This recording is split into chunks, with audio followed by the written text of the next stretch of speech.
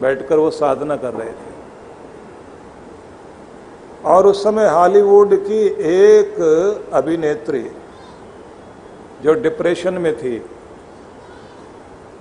बड़े बड़े अमीर नेता अभिनेता सभी आ रहे थे, तो अभिनेत्री आई। उसने कहा मेरा एक ही बच्चा था और वो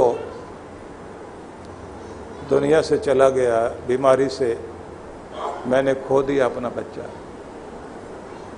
और अब मैं बहुत उदास हूं। तो मुझे पता लगा है कि भारत की धरती से एक ऐसा संत आया है जो किसी के भी दिल में शांति का अमृत घोल देता है, लेकिन मुझे कोई ज्ञान मत देना महाराज, मुझे बस मेरा बच्चा लौटाओ और अगर हो सके मेरे अंदर की जो खुशी खो गई है वो खुशी वापस लौटा दो। विवेकानंद ने कहा देवी तो एक मां है और तेरी ममता की बहुत जरूरत है इस धरती पर। मैं तुम्हें तेरा बेटा लौटाऊंगा। तेरे हृदय में जो भी प्यार है, परमात्मा का प्यार कहते हैं कि मां के हृदय में उतरता है और भगवान अपने प्रेम की जीती जागती मूर्ति दुनिया में दिखाने के लिए मां के अंदर अपना प्रेम उड़ेलता है। श्वेत बच्चे को, काला कह लीजिए, वहां के जो काले लोग हैं, एक बच्चा था जिसकी मां भी नहीं रही और पिता भी नहीं रहा। उस बच्चे को लेकर उन्होंने उस महिला से कहा कि ये बच्चा किसको मां कहेगा और किसको पिता कहेगा। रात में डरकर उठे, थपकी देकर सुलाएगा कौन इसे। ये बीमार पड़ जाए, इसकी दवा और चिकित्सा करने वाले हाथ कौन से होंगे। बड़ा होगा तो दुनिया लानत भेजेगी, इसको दुलराएगा कौन और हिम्मत देगा कौन। तेरे पास बेटा नहीं है, इसके पास मां नहीं है।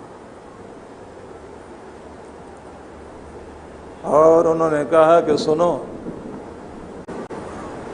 मैं उस देश से आया हूं जहां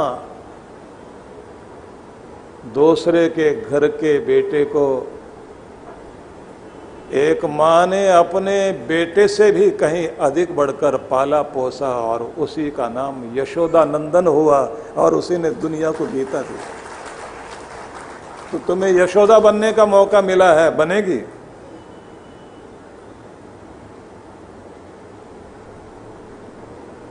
और वो घुटनों के बल बैठ गई। महात्मा ने वो बच्चा उठा के कहा कि ये लो, इसको संभालो और कानूनी प्रक्रिया बाद में पूरी होती रहेगी, धर्म की प्रक्रिया पूरी हो जाए। और उसके बाद वो अभिनेत्री उस बच्चे को लेकर गई और उसने कहा कि आपने मुझे एक ऊंचा होने का मौका दिया, बेटा भी मिल गया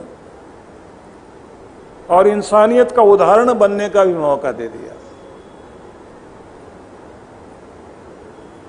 कि दूसरों के लिए कोई वसीयत नहीं करता, अपनों के लिए सब करते हैं। जब आदमी दूसरों को अपना मानकर उनके लिए जीने लग जाता है तो यहां से पता लगता है इंसानियत ऊंचा उठने लगी है, दुनिया ऊंचा हो रही है। नहीं तो सब एक दूसरे का छीन कर जीवन जीना चाहते हैं। तो इसलिए आपको मैं बता रहा था कि गुरु की कृपा हो जाए तो क्या होता है। गुरु कृपा ही केवलम, सफल हुआ जीवन मेरा गुरु कृपा ही केवलम। न मन में अंधकार है, न तन में कोई विकार है, चरण में चित्त मेरा लग गया, गुरु कृपा ही केवलम। मति मेरी प्रसन्न है, अब बुद्धि शांत भी और प्रसन्नता से भर गई। मति मेरी प्रसन्न है, गति मेरी प्रपन्न है, अभिन्न भाव रम गया, गुरु कृपा ही केवलम। न बंद कोई द्वार है, न मन में कोई भार है, नजर में वो समा गया, गुरु कृपा ही केवलम। इसलिए जब आप श्रद्धा भाव से गुरु के साथ उनकी सन्निधि से जुड़ते हैं तो एक नए व्यक्तित्व का उदय होता है। साधारण मनुष्य भी साधारण नहीं रहता। इसलिए अगर समर्थ गुरु रामदास महान है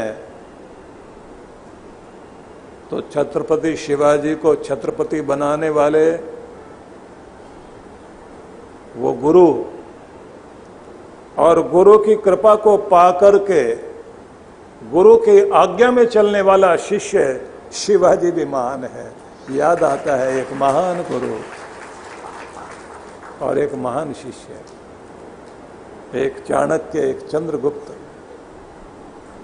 एक रामकृष्ण परमहंस, एक विवेकानंद। जहां जहां भी इतिहास में योग्य शिष्य और योग्य गुरु का आमना सामना हुआ, चमत्कार दिखाने वाले नहीं, जो जिंदगी को ही चमत्कार बना दे, उस गुरु की जरूरत होती है। कान में मंत्र फूंकने की जरूरत नहीं, प्राण में मंत्र फूंक दे उसकी जरूरत होती है।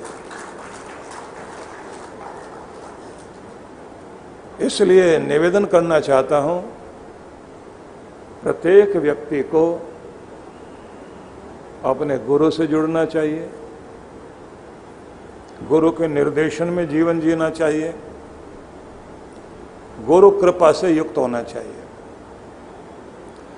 और जैसे आप डॉक्टर अर्चिका को सुन रहे थे, जो वो कह रही थी कि आप धन्यवादी बनकर जीना शुरू करो।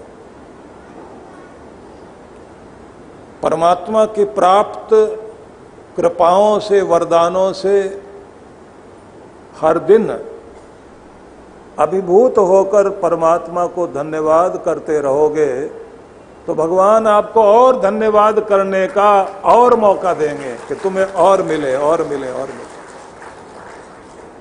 शिकायत करते रहने से जिंदगी खाली हो जाएगी। जो भी है पास में उसमें आनंदित होना सीखें।